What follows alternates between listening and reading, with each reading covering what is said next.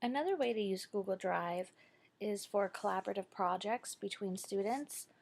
For example, you can use the spreadsheet option, or actually it's called presentation, excuse me, and create a presentation for students to work on together. In my classroom, I number students. I'm always number 1 so that my first slideshow can always be the example. I'm going to choose a theme and a layout for the slide. I want it to be a title and a body. And here is where the students are going to put their name.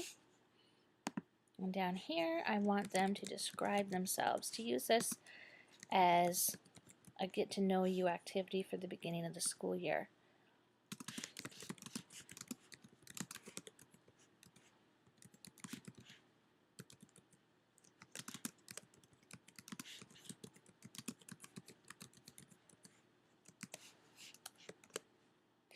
And now I'm just going to simply copy this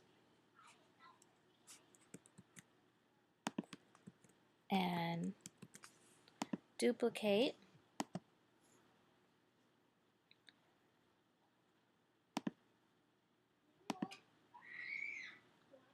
I'm using the wrong button, but here I'm going to go to edit and duplicate, and I'm going to duplicate enough for each student in the classroom.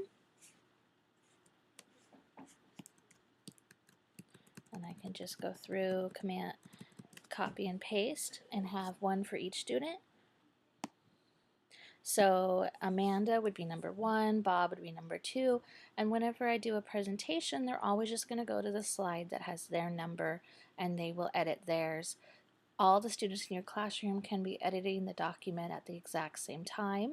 To make this easy to access, I would just put a link on my classroom webpage so that the students would just, my homepage would be set to that when the students log onto the computers, and then they would just follow that link that I paste on there to access this document and edit it.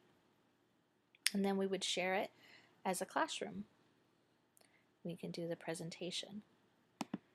Some other presentations that I would use in the classroom would be one to practice math skills, having the students create their own story problems. They would insert a picture from Google Images or create a picture by drawing using the drawing tools. I would give them a slide that looks like this, 10 times 2, and they would need to create their own story problem to explain the math concept. So here we have 2 times 3, and the student created a story problem to go with it and an illustration to show what that math problem should look like. Another example for younger students is to describe what their favorite food is.